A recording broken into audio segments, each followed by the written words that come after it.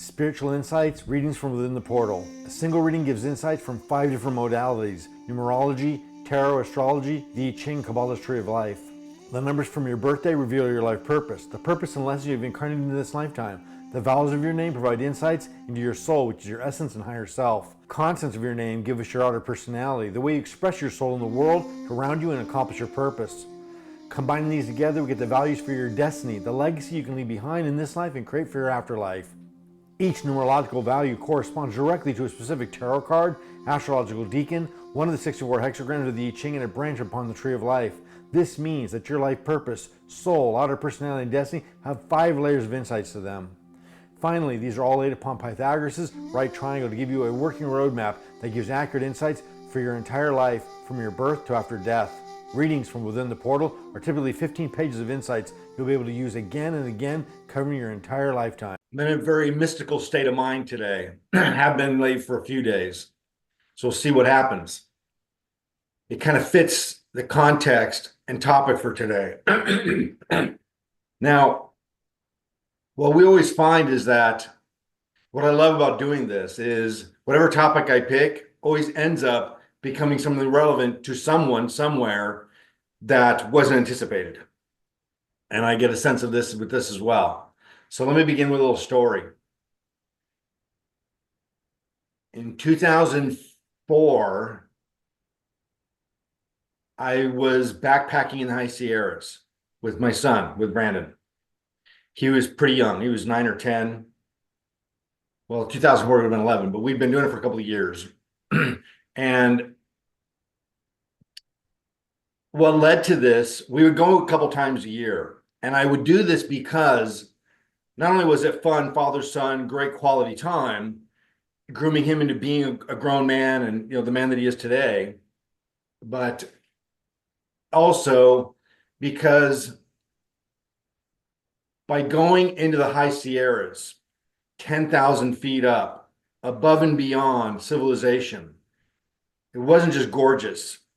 The lack of collective consciousness was observable. There was a clarity in consciousness that I could not attain any other way. I mean, we would go days without even seeing another person. And not only did you not see them, but they were also far away. So it was very easy to think clearly. So I always looked forward to these trips because I would do some of my best thinking, solution finding on these adventures. And again, all the quality time as well with Brandon and I. So in this particular one that's on my mind today, I started receiving a month or two before going on this scheduled trip that we had, the backpack to Tuolumne, that I was on the verge of discovering or realizing something profound, and I didn't know what it was. And it was nagging me. And I just want to know. It's like, what are you trying to tell me? The cosmic consciousness was trying to give me some kind of intuitive message, and I didn't know what it was.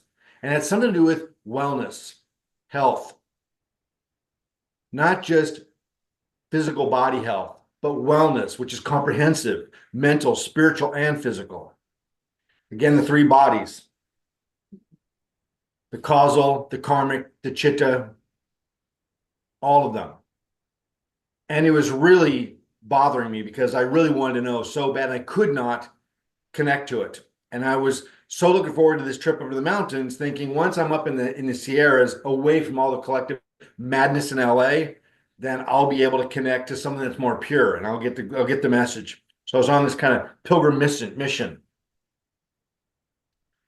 We went up, and again, Tuolumne is the high country, 10, 11,000 feet. And we went on our first backpack, and within a couple hours, or even sooner than that, it's early in the morning, we're kind of looking at each other, and simultaneously, what was in both of our looks at each other was like, this isn't working. We didn't really know why. And I said, you know what? We both are not, this doesn't feel like the right trail to be on, right? Nothing bad, just wasn't quite correct. So I said, there's an idea. How about we go back to base camp? We'll spend the night. We'll go on a day hike today, and then we'll be able to plot a better backpack hike tomorrow for an overnighter. He said, that's a great idea. So we got back to the base camp and we plotted out our next day trip. We were very excited about it. Okay, now we got the whole day to kill. So we decided to go to, there was this like little lake nearby. And by the way, there's no one up there. This is middle, late June, but for the high country, that's the end of winter. Like literally the roads just opened up by the snow melting. So the whole place is pretty empty. We get to this, and I should have looked it up so I had the name of it, this little kind of lake, and you can take a ferry across, and it was open. So they ferried across this little pond, this little lake, and we started scrambling up these little cliff sides and mountains, and it was really kind of fun and interesting. We got to the peak of this, and we went to this. There was this another beautiful kind of small pond lake, just gorgeous, and mountains all around us. And I felt something fulfilling taking place, and I was like, "This is what I was beckoned here for. I was meant to come here." It was freezing cold, and I remember that I stripped off my clothes and jumped in the water. Did the polar swim. It's crazy. And again, I'm on a quest. I need this answer. Something that I need to know is here, and I'm desperate to find it. And it's bothering me that I can't know what this is. And I feel it's me blocking it.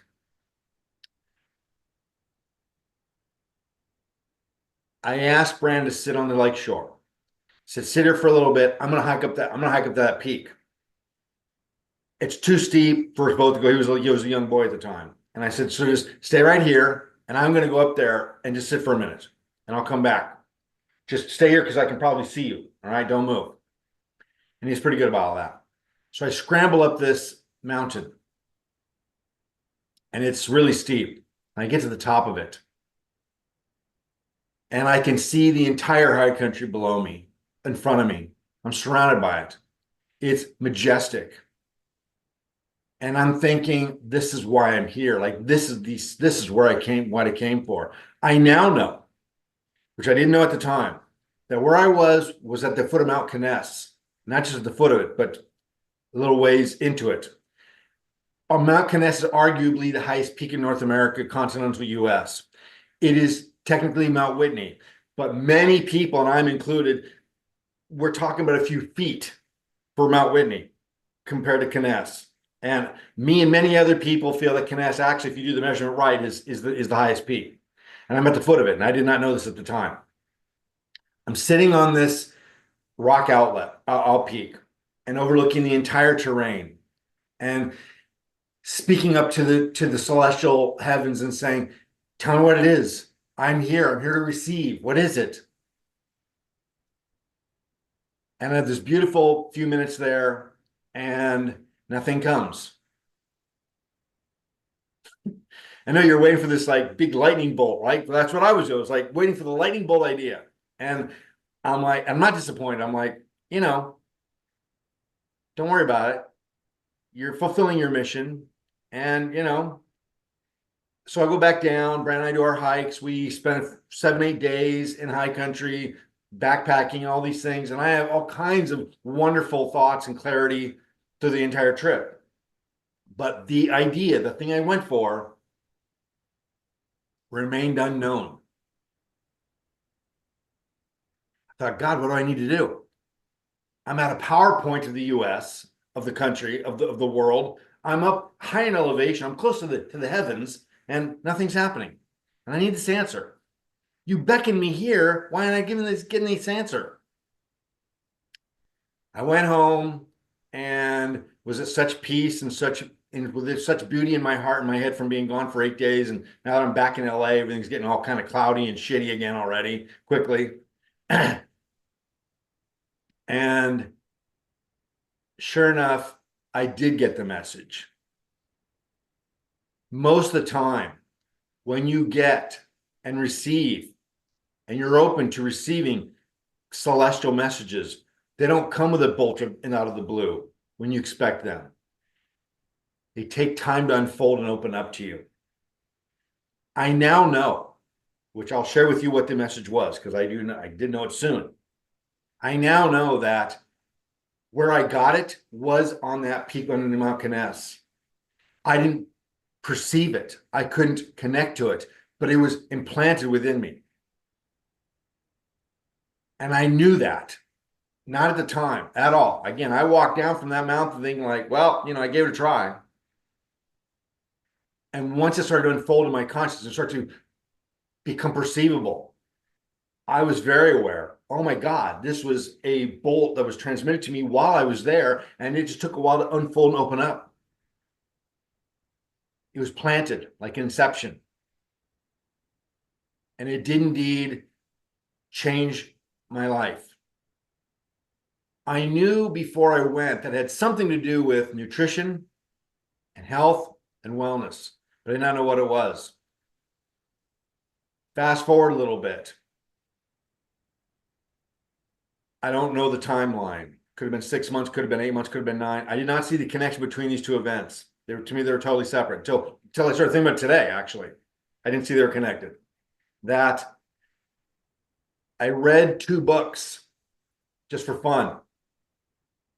And 2 of them had characters that one was a militant vegan by the guy that wrote Fight Club. He's a brilliant writer. And he was hilarious.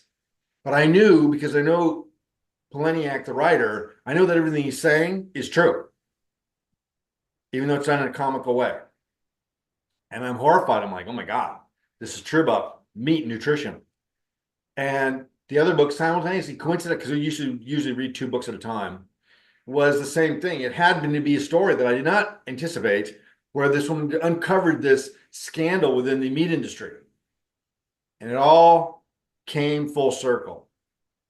I realized that what I needed to do was to change my lifestyle. That the diet that I was living with, which wasn't too bad, it was average, common kind of thing. I mean, I was, I don't know, early 30s, mid 30s. So I was pretty immune to pretty much anything unhealthy.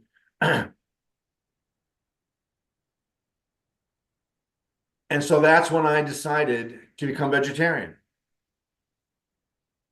And I decided, well, actually, I immediately went to go and be vegan. And my partner and I at the time, we decided to do this together. Again, there was a couple of other events that kind of dovetailed into this that made it all kind of come together. But I now know that indeed, sitting beneath Mount Conness on this mission was where I got the transmission. Something of an eternal truth, something that was more pristine, something that was more clear, something that was accurate and true, a dharma. That's what it was. And it set off a domino effect with my consciousness that led to these things.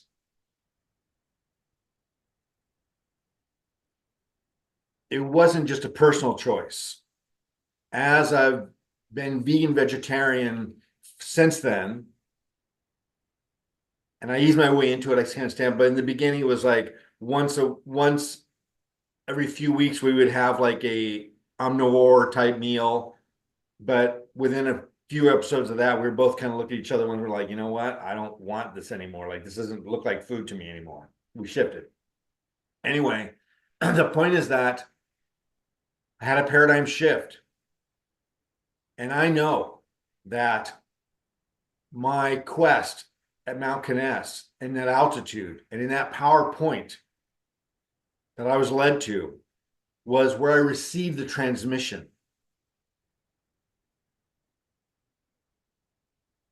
The topic of this session, this class today, is the portal, part 3. Portals are wormholes. They are portals that we can use to connect to different dimensions of reality. There are many. And as I mentioned in one of the earlier classes on this topic in the last 2 weeks, quantum physics now understands that we have 11 different dimensions, but we only experience 4, 3 spatial, 1 time. What's in the other ones? Physicists tell you, we don't know. We can't tell you that. We know they're there. We don't know what they are because we can't perceive them. We perceive 4. So there's a Monday you in another dimension that experiences 5 of them. Another one that has 6 in this particular. And maybe there's one of you, there's a you, another one that only experiences one or 2 or 3. In this one, you experience all 4 at one time. they're kind of superimposed upon each other. They all exist separately, and depending on which dimension you're in, you can perceive multiple.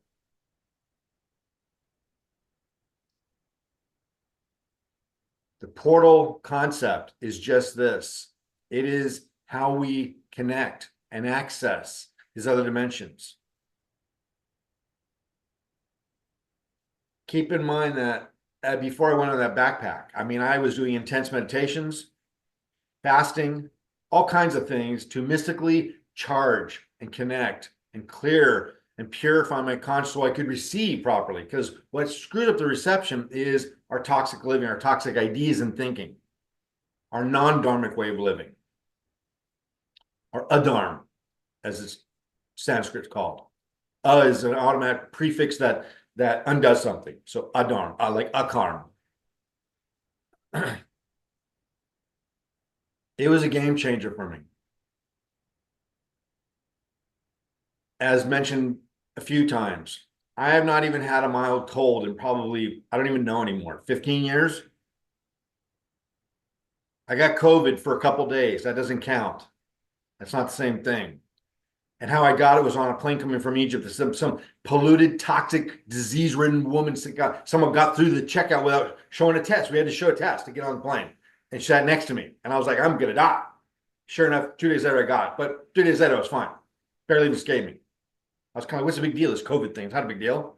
My point is that this revelation and game changer for me personally, and I know is correct for everyone else, it is Dharma, is to live a sattvic life. One of the three gunas, the sattvic guna, of living a more, again, dharmic, more clear, could say pure lifestyle. I'm not suggesting something that's neurotic and obsessive and uptight. To just live in a balanced way. What my research and meditations revealed to me was that what the vegetarian diet did for me was that it reduced my karma.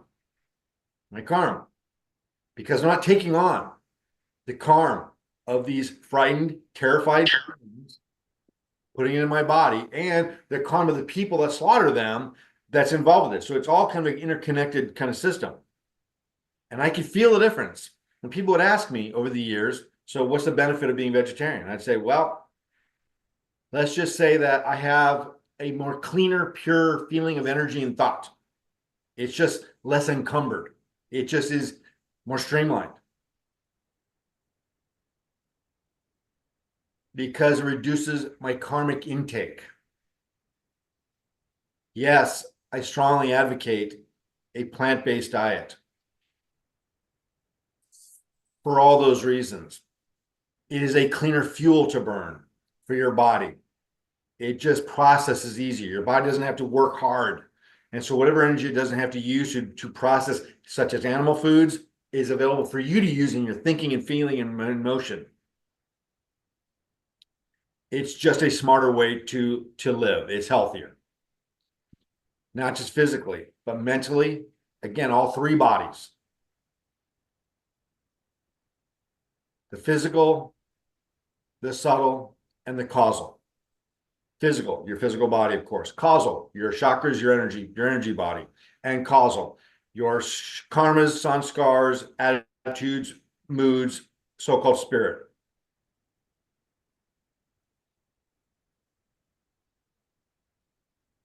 What I'm emphasizing today is that we need to find the answers for our own lives and our own situations. Again, I wasn't trying to solve humanity's issues. Yes, I do believe the world would be a much better place, karmically, etc., if it was all vegetarian. But do what they want. I'm not here to save the world. I'm just trying to share with what I have and live my own life.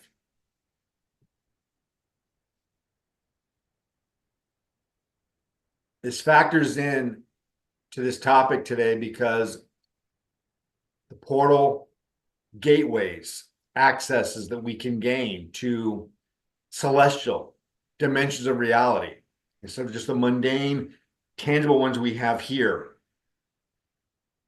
We can use these portals, wormholes, so to speak, to connect to these other dimensions so we can perceive more.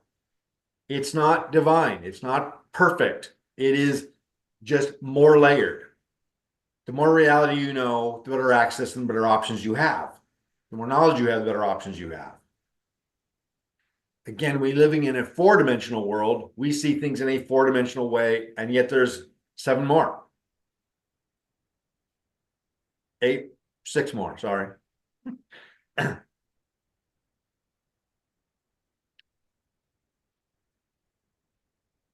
It's not suggesting that these other dimensions are better or worse. It's just more complete. Again, imagine if you lived in a 3-dimensional world. And I suggested in a previous conversation that I think I know what some of the other ones already are. I don't think time is just one dimension. I think it's 3. A present, a future, and a past. We experience just one in a forward motion, but the other 3, all 3 of them do exist, and they can be perceived simultaneously. So I think that takes care of 3 more of the dimensions. Then there's possibly one again where they're all combined. The point is that the formula, the access to these other dimensions of awareness are available to us.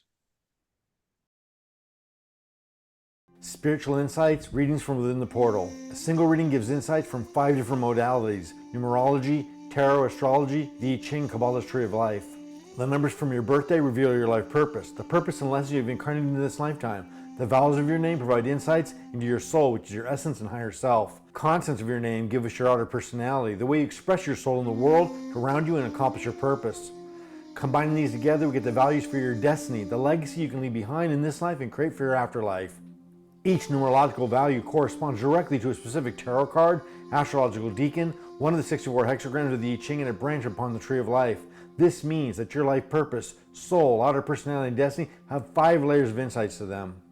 Finally, these are all laid upon Pythagoras' right triangle to give you a working roadmap that gives accurate insights for your entire life from your birth to after death. Readings from within the portal are typically 15 pages of insights you'll be able to use again and again, covering your entire lifetime. Ancient civilizations, shamans, priests, scribes, the ancient prehistory, communities and peoples, they knew something. Let me look at my little notes here real quick and get the names right.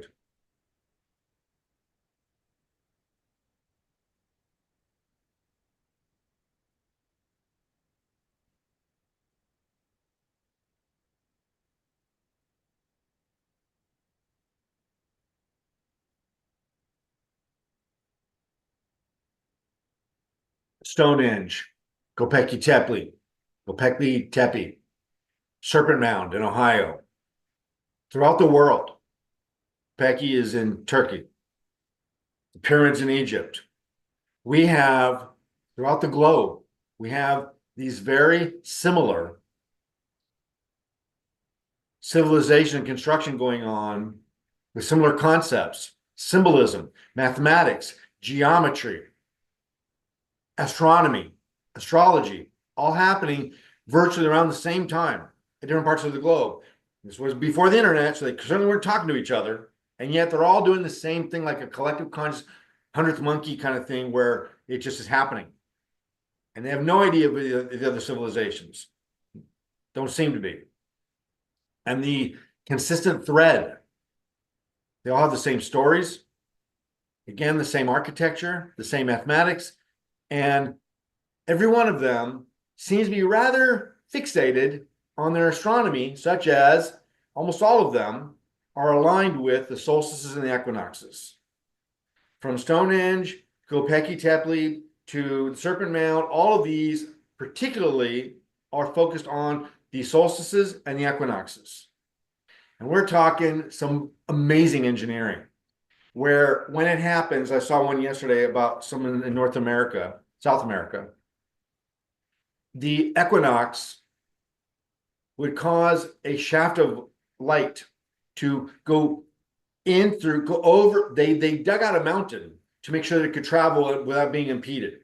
And it would travel and illuminate a certain chamber in a temple perfectly. The other equinox would do the other side of it. And the solstice would do the exact same thing. Precise. Precision that could barely be done today, and many can't be done today. This is consistent, this obsession with equinoxes and solstices. Again, part of the common thread and theme here is that it's not, as I watch this, part of the reason I'm tying these two together, my yearning to go to the Thai country and get a message, because I'm getting a same nagging intuitive feeling. There's something that I can figure out to unite these things as I watch Graham Hancock's Ancient Apocalypse series and intuitively know that he's got everything correct, but he's missing one point. He's not looking at, he's wondering and asking the main question, why are they doing this? Never mind how, but also mainly, why are they doing this? What are they trying to tell us? And the theories partly are that they're trying to preserve something over time to give us information, knowledge, and wisdom and a message, and we need to figure out what that is. Again, the constant theme, the architecture, the design, the shamans and priests using psychedelics and psychotropics to engineer these things. These were not just done by builders. The shamans, the priests, the spiritual parts of their community were the ones in charge of this. And again, they all point to this one consistent theme. These are things to use to be able to travel between life and death. The dimension in between, the portal, as I refer to it, the bardo. It's far too consistent throughout the globe and throughout prehistory for it to be coincidence. Far too consistent. So as I watch some of these documentaries, and I'm wondering, as everybody does, I want to know what the message is. What is it they're missing? And again, I think that Graham Hancock, as brilliant as he is, he's the first one to come around and say, look, they're all connected, like they're all doing one thing. And I want to be able to call him up and say, dude, don't just look at the history. Don't look at what's just documented. Go to the scriptures, biblical, Upanishads, Vedas. It's there. Upanishads, Vedas.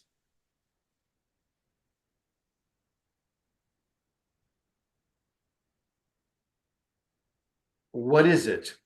The solstices and equinoxes. Certainly, they're phenomenal events.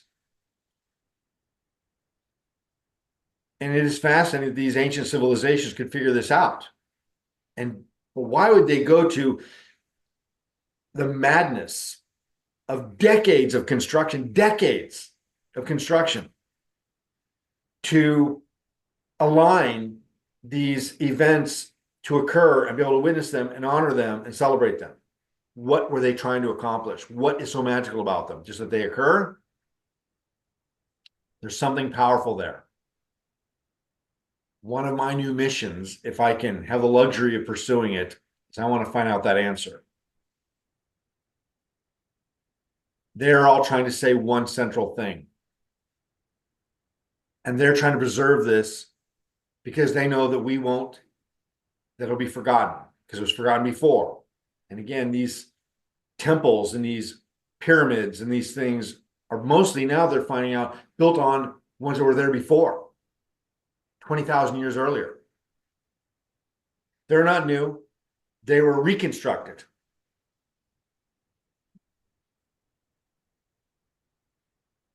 This is the fascination.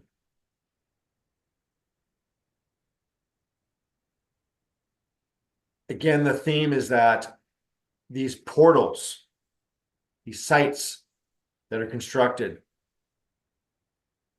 are a way to focus, channel, you could say exploit even, the energy. The celestial knowledge and wisdom can be accessed and gained and connected with in these places. And again, on my own example that I gave, as I went to the High Sierras, I would go to the High Sierras because, again, it would remove collective consciousness. I'd be able to have more clear thought of my own.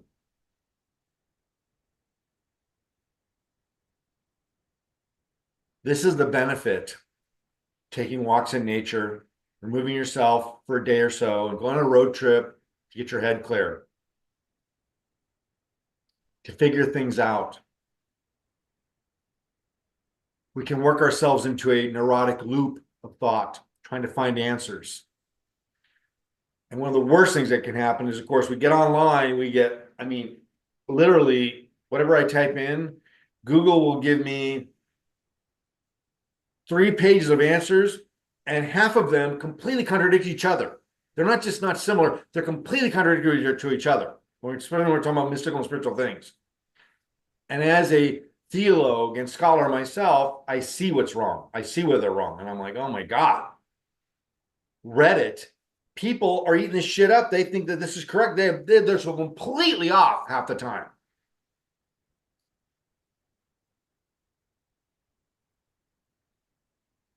We need to do our own research, seek our own answers. The truth is there. The wisdom has been preserved. Eternal truths. Again, Dharma.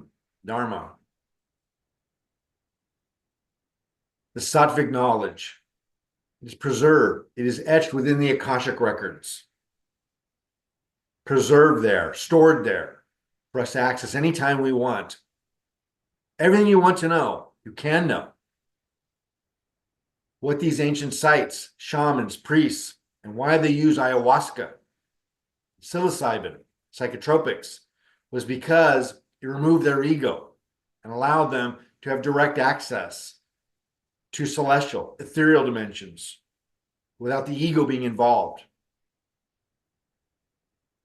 I'm not suggesting that you all go out and take ayahuasca, although some people should.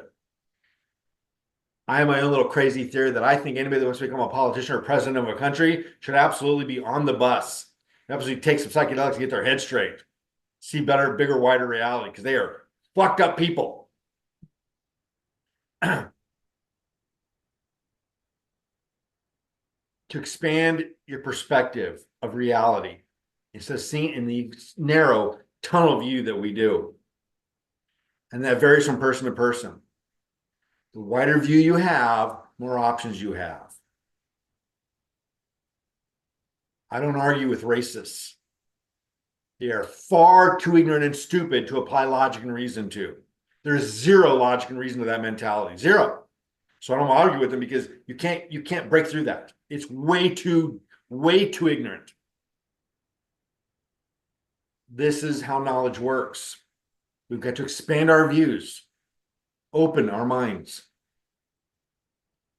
And again, it's tricky because if we do this, we're at huge risk. We're very vulnerable. What we don't know, we don't know. We don't know, we don't know.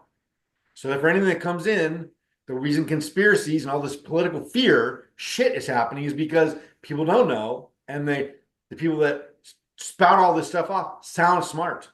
They sound like they know what they're talking about. They don't. But I mean, I also saw a Tosh.0 excerpt yesterday. There was this woman, an absolute lunatic. And it was kind of funny, but I was kind of like, this is really disturbing. This woman can vote, has children. She's a lunatic. She thinks she's a god. She said, I am the president of the United States. And she believes it. She's a lunatic. Funny on Tosh.0, but in reality, it's like, that's not funny. She has children. She gets to vote.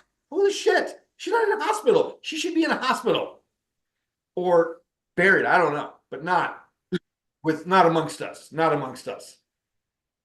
She has the same rights that you do. And as I mentioned before, it's great that you need to take a test to be able to drive a car, written and practical test. That's good. It's a dangerous piece of machinery. But you have to take a test to get married, to have children, or to vote. You should take a test to show that you're stable and reasonably intelligent and can grasp simple things. Not just that you can put on your shoes and go to job. A lot of people do that. But that doesn't mean they're qualified. I mean, again, this woman, she looks like a normal person. She was a complete raving madness lunatic. And it's disturbing. Can't change that. We've got to be the change we want to see in the world, as Gandhi said. I encourage celestial work, mystical consciousness. It is not the end game. I discourage it also because I don't want that to conflict with becoming God realized, spiritually enlightened. They're not the same thing. I use mystical consciousness and wisdom and insights to manage my material life because it's part of the material phenomena, not spiritual one. But I need every advantage I can get. Weather reports, political understanding, and what's going on in the world if I'm going to survive here.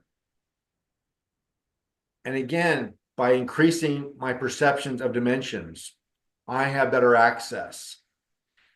The downside is I'm one of the only ones. There's only a few of us. And so I'm seeing a lot going on. I'm like, oh my God, look what they're doing to themselves. Look what's happening. Like, how do they not see this? That part's rough. But you got to ask yourself at some point, would I rather know and suffer with the pain of knowing when everybody else does, or would I rather be ignorant? Ignorant is bliss in many ways. It certainly is easier because you don't know you're ignorant when you're ignorant. You don't even know it. But on some level, you do. I don't want to digress. Point is that I want to encourage when you're looking for answers, personal answers, to not just go within, but go without. Go outside and in. Use the inner journey to be able to expand your outer journey. The Akashic records exist beyond you, not just within you. They are a separate dimension of reality, and they exist. So you can't just go within yourself to find that. You've got to travel, access, get the password to be able to go to the file drawers in the Akashic space, to be able to open them and see what's there. You get access to whatever's there, which everything is there, based on your qualifications. If you have a third grade education, that's what you're going to get access to. Again, unlike the internet where you can actually just type in anything and anybody can put up anything. I can't remember who it was. I know I conveniently forgot the name of the person.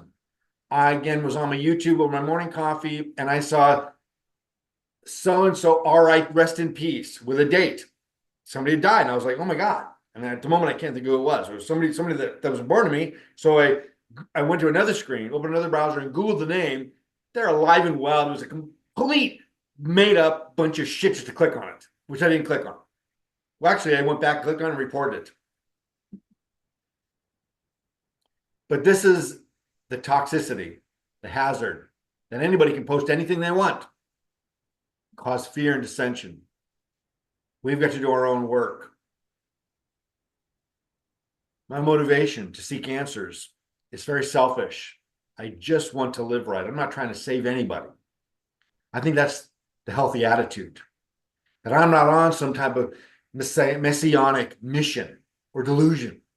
I'm not trying to save the world or anybody. I want answers for me because I like them and I want knowledge and I want to live the best way that I can. Use that as your motivation as you seek personal answers to big picture questions. What do you want to know and why do you want to know it? Why do you want to be mentally, physically, spiritually healthy and well? Why? What's the point? You've got to answer the why, because that is what your motivation is, your intent. And intention is everything in your soul's journey and your journey in life. Everything. If your intention is pure and good, then you have access. You get access to greater knowledge and greater wisdoms. Again, we see evidence of this. Ignorance perpetuates itself.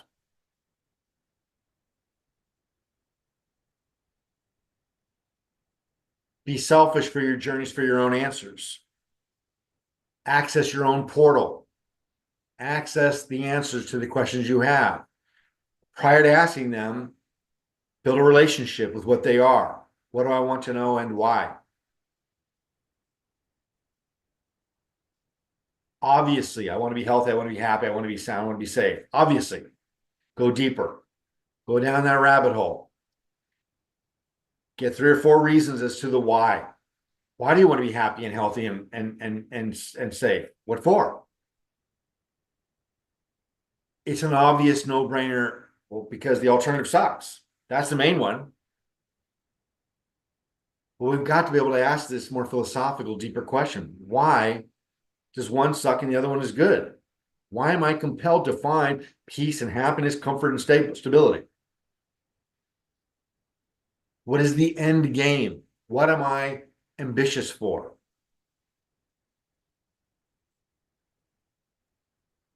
Obviously, I'll give my answer, which is the obvious answer, which is I want out of here. I don't want to reincarnate anymore.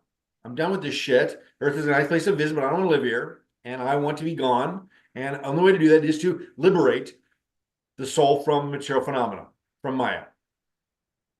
That all the sages and saints have taught us to do. And again, yeah, but Krishna, then why are you into like Kabbalah and tarot and astrology and all that kind of stuff? When you say that's not divine, that doesn't get you illuminated, enlightened. No, it doesn't. But again, I'm using every tool that I have access to. My diet, knowledge, and again, weather reports, whatever I need. And again, that's all I look at mystical modalities as. Tarot, Kabbalah, and the things, I Ching, and the things that I use. They're like weather reports. They give me access to a more detailed, specific way to forecast, predict, and understand what's happening around me so that I can dress appropriately, act appropriately, eat properly, whatever it's going to take, so that I can preserve and enhance my consciousness so I can grow and evolve rather than devolve.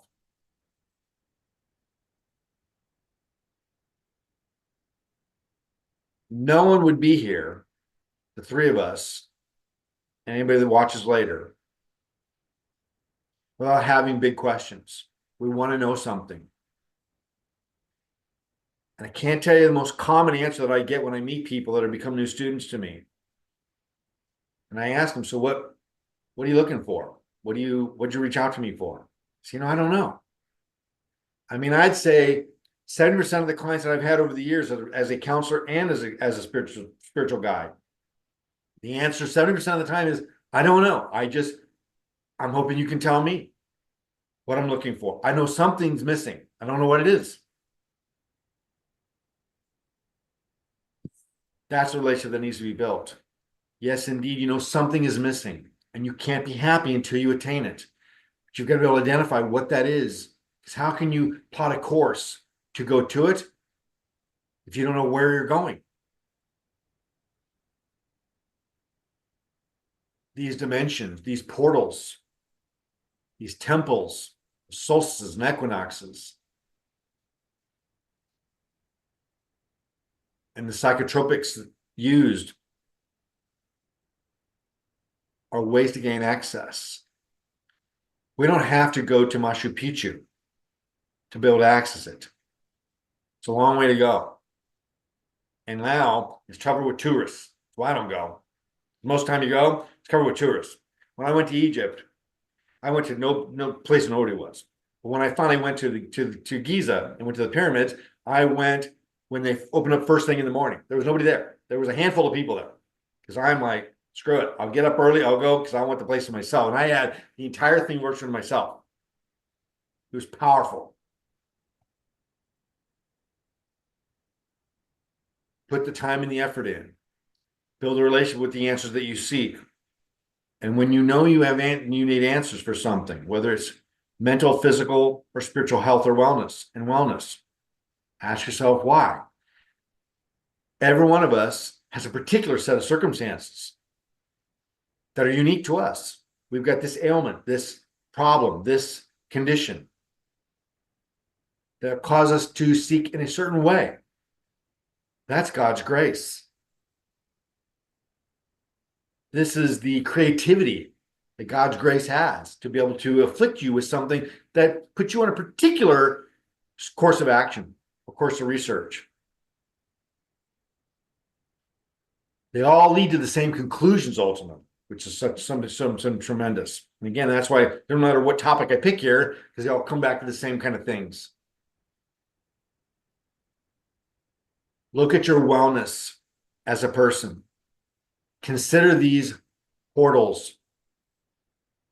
All around us, we have evidence of prehistory civilizations, ancient peoples, shamans, priests, telling us something. Some of them they seem desperately to wanting to be able to preserve and protect, because when it was brought to them, same thing, they're like, oh my God, how we ever forget that? Like, the reason we got destroyed and annihilated was because we lost sight of that. It's warnings to not repeat the same mistake, and it's also ways to prevent it. One of my new missions, if I have the time and the luxury to be able to pursue it, I'm not going to go hiking the high Sierras anymore. That's beyond my injuries. I have done some since my injuries, but it's a lot of work. Anyway, is to try to discover what the common thread is between the equinoxes and solstices. I'm amazed by them too. But what particularly, see, I feel these ancients, I can feel them in Akashic space as we all contemplate this and look at Stonehenge, look at all these sites, and we wonder about it. And they're like, God, how are you missing this? Can we be any more obvious? They made it like really clear. It's right here. We drew pictures. We didn't just write language. We couldn't write language yet. We drew pictures because we knew that you could get it. Because we put language, you wouldn't be able to understand it. They gave us pictures, big giant signs. But we can't get it because we're looking the wrong way with the wrong lenses on. We're looking in a practical, archaeological way. And again, even Graham Hancock, who's on the border between the two, he still doesn't see things from a spiritual perspective. He sees things archaeologically, scientifically, which is great, but he's missing the other layer of that needs to be brought into this equation. These ancients weren't just doing something scientific. Again, their astrology was not any different from their astronomy. Astronomy was with astrology. Why were they fixated on these things? Why were they fixated on Venus? Yes, there's mythology. Some celestial traveler, somebody came and taught them civilization, retaught them so they could begin again.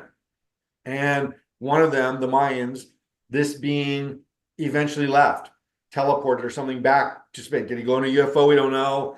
And the reason they're fixated on Venus all the time is because that's supposed to be him. But that's the mythology. Again, they're trying to convey to us ideas and concepts in metaphors, because they don't know what language they're going to speak 2,000 years later or 100,000 years later. They don't know. They're trying to do the best they can to give us messages in ways that can be understood. And of course, again, they're like, oh, wow, we guess we screwed up. We made it too symbolic for you. They overestimated us.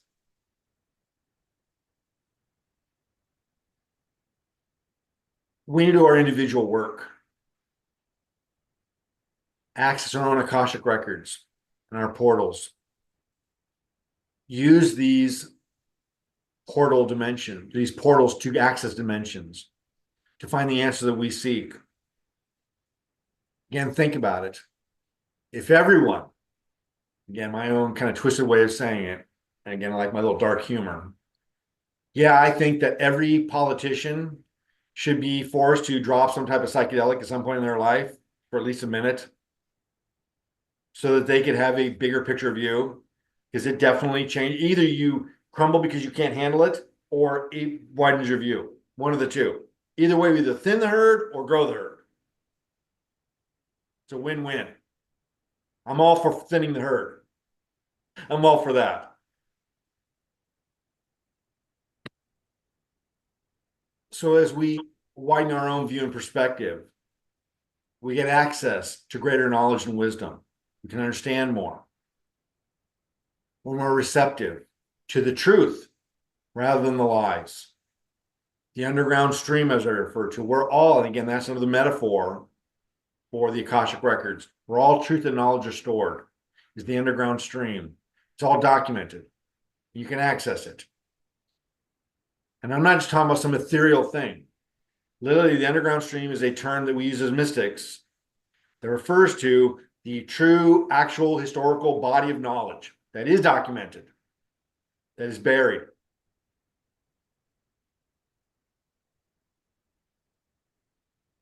Do the inner work to connect with the outer work.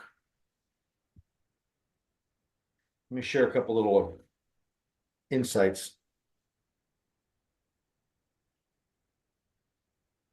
The Mayan time calendar matches the Hindu for the Kali Yuga start of there. So the Mayans, of course, have been kind of legendary.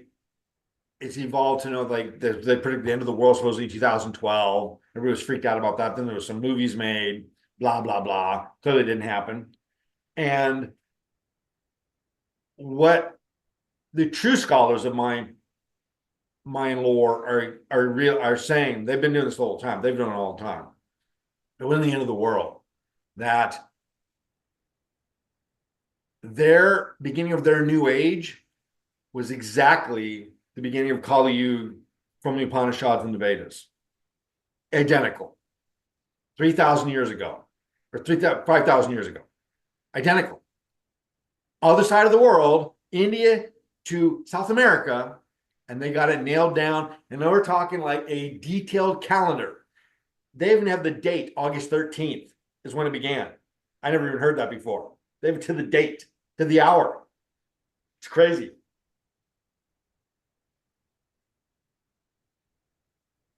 They're not predicting the end of the world.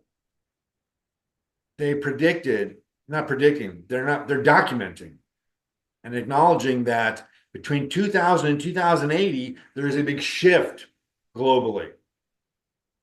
We can see it with the environment what's taking place. Again, they're trying to give us what they learned in ways that we can hopefully unravel and understand. They knew that whatever way they wrote it is going to be hard to understand because we speak different languages. They're doing the best they can. Again, hieroglyphs and geoglyphs. It's not just a crude language because they didn't have written alphabet yet, which some of them did. And the Mayans did have a written language as well. They did this because they know that pictures speak 1,000 words. You go to China, if I go to China, I can't say apple in Chinese. I can't say anything. I don't know the language. And if I go and say, can I have an apple, please? They're going to look at me like, well, I don't know what you're talking about, man. But if I show them a picture, I'm going to be eating in a minute.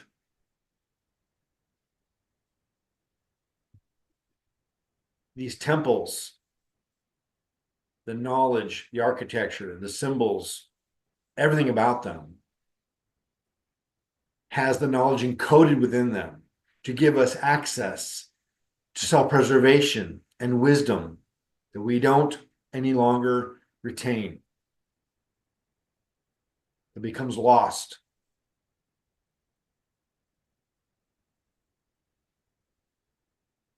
As documented in my more recent book, Within the Portal, I often point out that I'm not some kind of mystical psychic magic magi. I just pay attention. if I have access to more knowledge and wisdom through the Akashic spaces and records, it's because I do the work. I do the study. Inner work with meditation combined with the outer work of living properly.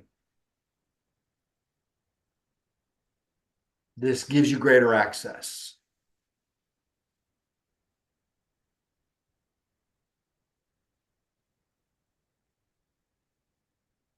Again, the access is available to all of us with good intention. Think of whatever ails you. We all got one. We all have a collection of problems. There is one or two that's central. We want to fix them all. But we know that we can pretty much accept that as stupid human beings. But we also revert to say, you know what? But these two, if I could fix those, I could deal with the rest. These two are really fucking me up. I got to fix these two.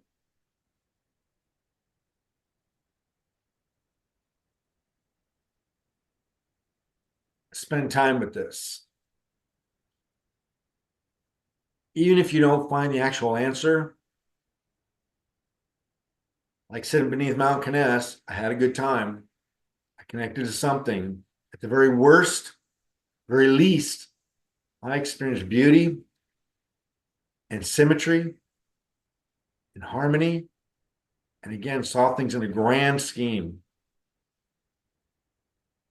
There's good quality time. In that sense, the journey is, I don't think, more important than the destination, but it's pretty equal to it. The destination is always better because of the journey.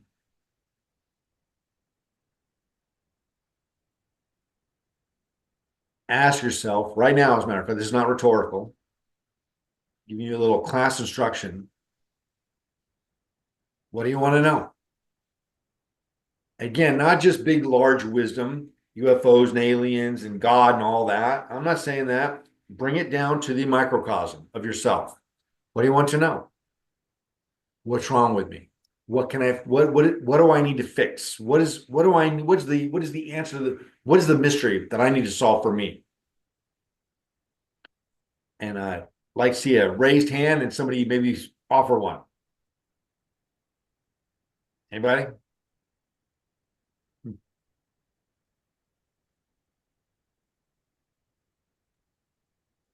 I don't have anything concrete other than the same issues that just always plague me. It's like they don't necessarily go away. They just kind of spiral back in, and then there's a new way of looking at it. And it's another way of sort of like you're mentioning the inner and the outer work. It might be the same symptom. But if you had to give a name to it, so this whatever this thing is, Oh. that you're right. And that's so it all kind of comes back to this. But what is that one thing? Quickening to anger, impatience, perhaps. Okay. Is more, more articulate to that, but it jumps to the anger. So those things are connected. So if I may rephrase it back to you in a more distilled way, see if I get it correct. That what plagues you, the recurring defect that you feel personally kind of uniquely saddled with, that's your brand, is you want to have greater access to manage your perspectives, emotions, mood, etc., your attitude. Yeah. Right? Rather than feeling like it does its own thing, it reacts rather than acts. It reacts, right? To be less reactive. Yeah. I think that's profound. That's great. Now, let's say I you think we call that anger management. Yeah. And listen, I don't display a lot of anger anymore, but I got a fucking lot of it. Again, we always joke about when I go to the store, when I go out of the world, I mean, I got to go, I'm leaving from here and I'm going to go this morning to Chinatown, which I don't even know where that is in Salinas. Don't even know where that is. Didn't even know there was one. Okay, I'm used to like at Chinatown from LA. It's probably like two shops where I live in a small place. probably like 2 places, or probably 1 block. And I'm going to go teach meditation, Christian meditation to the homeless. That's what I've been requested to do. I'm looking forward to it. It should be fun. But part of me is like, it's going to be a nightmare. I got to drive to North Salinas. I got to deal with people I don't even know. It's going to be, and it doesn't seem to be managed and run very, very well organized, very well. But I'm just going to go there with the best open mind that I possibly can and not get angry. And I'm trying to clear my expectations and just be clean and clear. So that whatever happens, I'm kind of like, it's part of the adventure. Like that. If I was a different person, that'd be shitty. I'd be angry, but I'm not going to get angry because it just is what it is. So again, what I'm encouraging you, that's great. That's a great example to be able to contain, manage your moods, emotions, rather than have them manage you. So the next step is to ask yourself, why? Why is that important? Again, on the surface, like, well, because it makes me a better person. Well, why is that important to you? What way would you benefit? What's in it for you if you do that?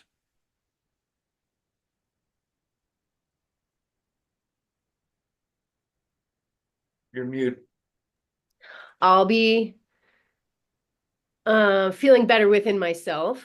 Like I'll likely be more of a positive person. And therefore my relationships, all of them, the very immediate ones, the close ones, and then going from there will be affected. So basically, it would make your life just run smoother. Probably. Yeah, relationship with everything around you would be a little bit easier to manage, would be less turbulent. That sounds familiar. Now let me ask you this. So let's say 3 wishes occurred, genie comes out of the bottle and gives you this power to do this, and you're sure enough, you see the evidence, your life becomes smoother, relationships are much more organized, and they don't have any much disruptions. What's the benefit? What do you get out of that? Why? What's the big deal? So you're happier. Well, then I have more mental capacity to focus on the things I want to focus on rather than these like really microscopic things that don't matter. Like, Okay, so what do you want to focus on?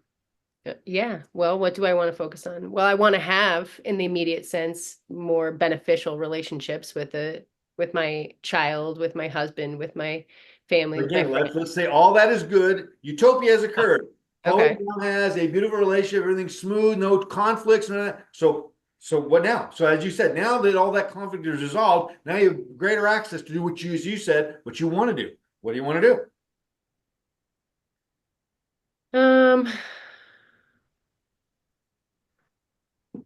Well, I think that if I'm stuck here in this world, incarnated in this world, and I'd rather enjoy it all. And so if all these other things are out of the way, then I can enjoy So it's just better than the alternative. and participating in the aspects of this life that make it more tolerable.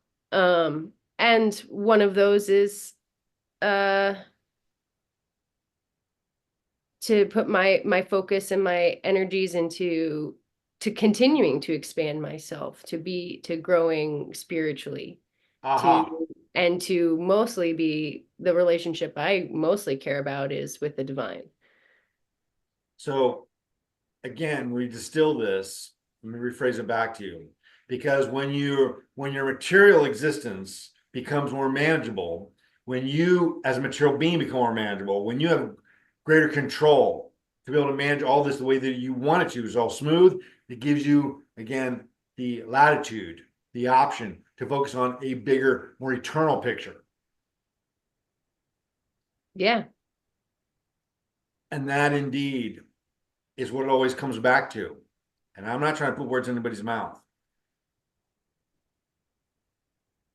If we wake up tomorrow, we have no material issues whatsoever, everything's good, utopia, money, safety, comfort, blah, blah, blah, blah, blah, everything we want, we no longer have these material desires, they're all satisfied. We would still want. We would still desire something because we're desiring machines. We desire material things because we don't bother desiring something bigger than that because we're so focused on them because they're immediate. But if they're all satisfied, we would still eventually you'd be like, you know what? I'm kind of bored. Like, I don't have any challenges because everything's good. I'm kind of bored. So yes, I want to expand my mind and my spirit and my consciousness. That'd be fun. And so again, it all seemed to come back to, if my material life was all satisfied, I would grow spiritually. That's it. That's the intent. Why am I trying to resolve my material sufferings, issues, concerns, struggles, challenges, bullshit? Because I want to be left alone so that I can finish this, reach my end game. I can teleport. I can access the equinox, the solstice, and then I can travel to something that's wiser, bigger, more celestial, something more divine, something more eternal. That's the intent that's needed in this journey.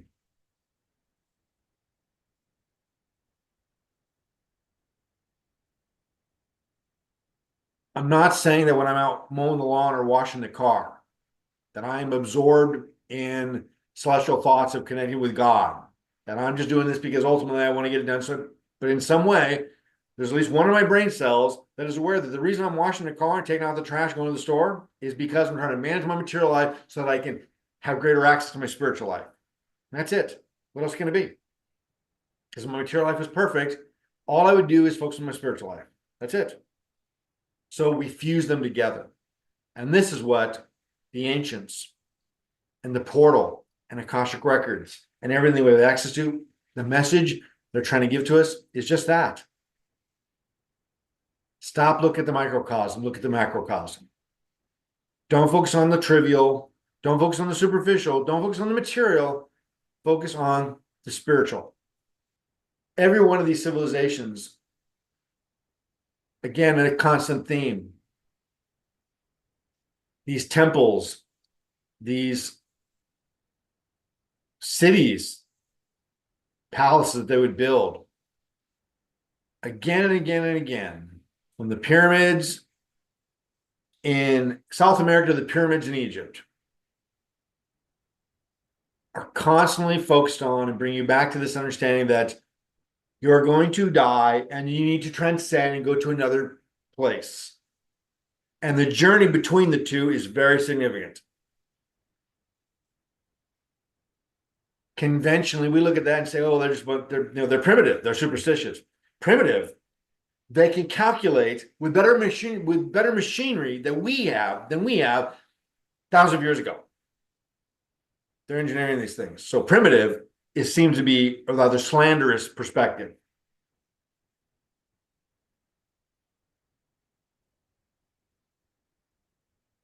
And again, I can feel intuitively, I feel their frustration. I mean, I can feel it so severely that they're just going like, "What are you doing? Oh my God, like we showed it to you. We put them all over the earth for you. How are you missing this?" We're like, "Duh, I can't read that." Again, the one I saw yesterday, when the guy's interpreting the Mayan language and symbols, it's kind of like Morse code how they did it, and it's fucking brilliant. Their calendar system was so advanced it puts ours to shame. And it wasn't just the solar year; it was one that went on for thousands of years, past and future, and it's dead accurate to the hour and minute. It's uncanny.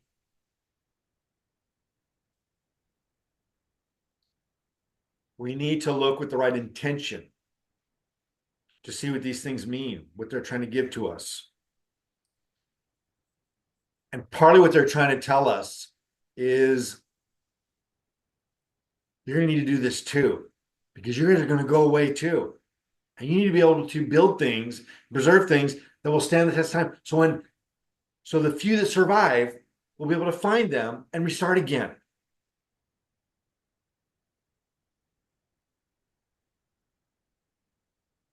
It's the legacy that we're trying to protect, preserve, and sustain and maintain for ourselves.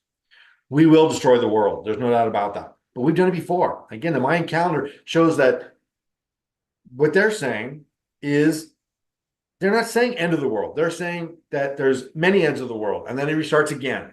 And it happens over and over. And again, the Vedas and Upanishads, the exact same thing.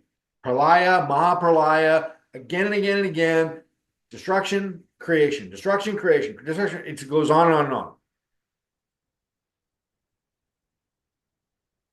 So in that sense, I don't think they're just trying to just keep us from prevent us from destroying ourselves, because it's the natural cyclical way of things. I think they're also trying to remind us that, hey man, don't worry about it. It's not a big deal. Death comes, death goes, whatever. It's not a big deal. And again, as I quote John Lennon in one of my chapters, I'm not afraid of death. It's just like getting out of one car and into another. It's not an ending. In some ways, this can make us a little too relaxed. Because if we know that we are eternal, then what do we got to worry about? Why be ambitious? Why try? I'm not going anywhere. But in some ways, it adds more pressure. For me, my conscience is, I'm eternal. Like, I'll keep coming back again and again and again. Oh my God, I gotta stop this. So I'm grateful that instead of knowing that death isn't an ending, I'm not like, yeah, I got nothing to worry about. No, that's why I got something to worry about. Because I will come back again and again and again. I don't want to watch the same goddamn reality show over and over. I don't even watch any of them, but I don't want to be subjected to this again and again and again. I can barely take it now. The few things that I do find worthy of watching, such as the Graham Hancock thing, I sometimes don't watch it because I'm like, you know what? If I watch this now, I can't have it tomorrow. Like, oh, there's nothing out there. I've got such a few small selection of things that I can enjoy. I got to pace them out, because otherwise I'm going to lose my friggin' mind in this madness of this sea of mediocrity. We got to pace ourselves.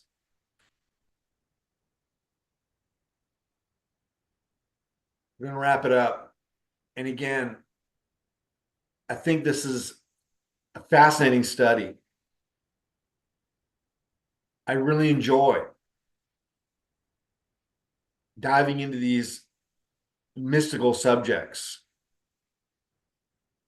Same with quantum physics. I just enjoy it. I like knowledge, and I like knowledge that seems to have an overtone of some kind of significance, of something bigger. It's not, it's all the same. Microcosm, macrocosm, it's all exactly the same. As above, so below. But I personally like to at least imagine or believe that, hey, this stuff has meaning to it. It means something. It all does, and then again, none of it does. Profound nihilism. We got to make the most of the time we have. That's what these ancients are mainly saying is, you're here for a while, make the most of it. Not just as a hedonist. Don't just seek pleasure, seek fulfillment. Seek something with meaning in your existence. You'll have a better time.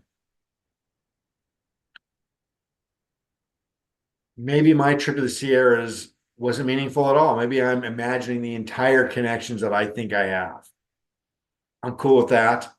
I'm having a better time than that guy sitting on a rock, because to me, I'm connected to something celestial. Even if it's in my head, I'm cool with that. I'm not crazy. I'm not causing any harm to anybody or myself. I'm still functioning in the world, so it doesn't harm anything.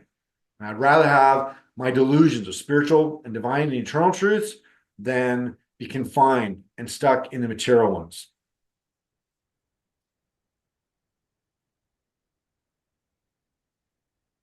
What I want you to ask yourselves today, what can I do today and ongoing the next couple days to contemplate what's wrong with me and how I can solve it and why I want to? What can I do with it once I did? Build a relationship with this. It's a simple equation.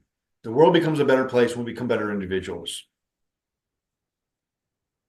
Again, I'm not trying to change the world. I'm just trying to clean up my own backyard. I'm just trying to preserve and be neighborly and respectful so within my own world.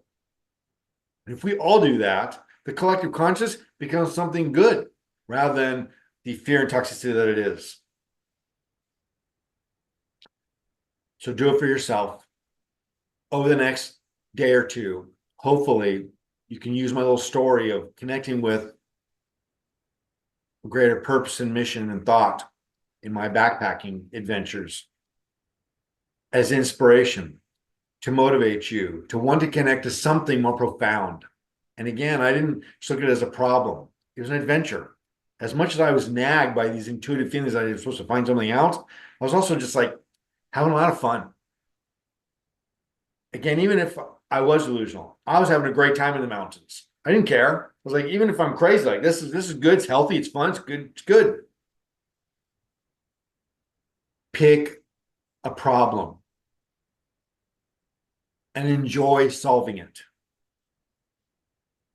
And do this with your heart and as purely as you possibly can, and know that the answers are there. And seek them with your best intention. Any questions, any comments?